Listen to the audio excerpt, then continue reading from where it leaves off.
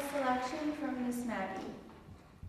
I stand tall in a plain black dress, my eyes hiding behind dark sunglasses. Daddy stands next to me, his hands clasped just like mine, swimming in an old suit that has grown 2 sizes too big for him.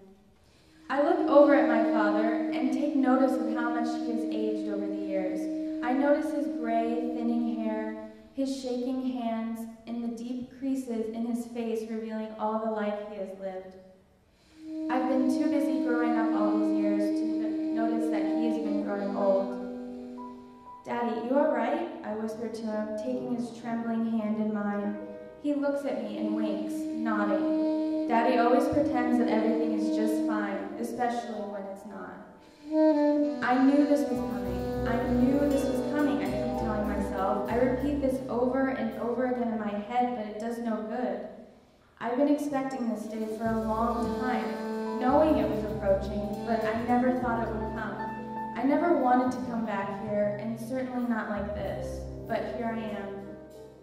It's strange to be back after all this time. I look around at all of these faces and places I used to know so well. The streets seem smaller, and the people so foreign.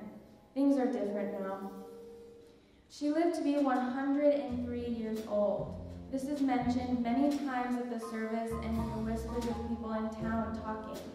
It's a miracle, not only for her time, but also for her condition.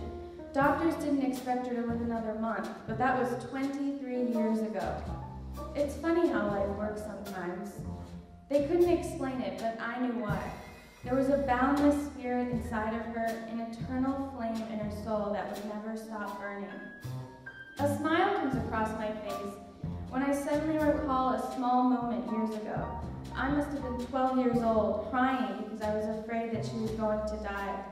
She threw her head back and laughed. "Now don't you worry your pretty little head about me, sweet Georgia. I'm much too old to die now." The service ends and I leave the church feeling numb.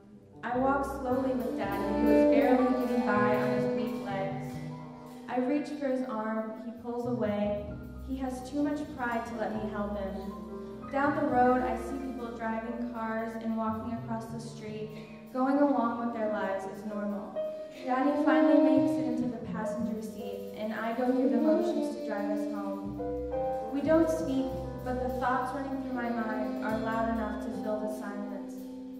I look up at the sun, suddenly curious to see if the sky is different now that she's gone from my world, but it isn't. It's still shining just the same. As I drive down that gravel road, I think to myself, what an ordinary day for such an extraordinary life to end.